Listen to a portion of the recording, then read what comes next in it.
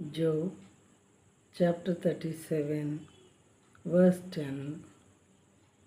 By the breath of God, ice is given, and the broad waters are frozen fast. దేవుని ఊపిరి వలన మంచు పుట్టును. దేవుని ఊపిరి వలన మంచు పుట్టును. దేవుడు బ్రీత్ చేసేటప్పుడు గాలి విడవటం, పీల్చుకోవటం అలాంటివి చేస్తూ ఉన్నప్పుడు మంచు పుడుతుందంట. జలముల పై భాగం అంతయు గట్టిపడును. కొన్ని సీస్లో లేదా ఓషన్స్లో మరి వాటర్ గట్టిపడుతూ ఉంది, ఐస్గా తయారవుతుంది. అలా జరుగుతుందట. దేవుడు గాలి పీల్చుకునేటప్పుడు మంచు పుడుతుంది, తర్వాత జలముల పై భాగం అంతయు గట్టిపడును.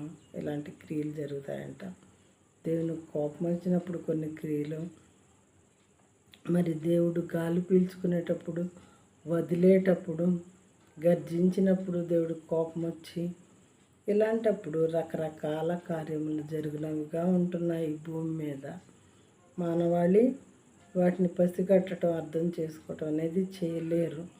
పరిశుద్ధ గ్రంథాన్ని మరి ఇందులో అన్ని విషయాలు లిఖించబడి ఉన్నాయి కాబట్టి బైబిల్ గ్రంథంలో దాన్ని మనం పఠించినట్లయితే మాత్రమే మరి దేవుని గురించినటువంటి విషయాలు చాలా మనకు అర్థమవుతాయి. కానీ వింటే ఎంతవరకు 1-2 వినటమే అవుతుంది.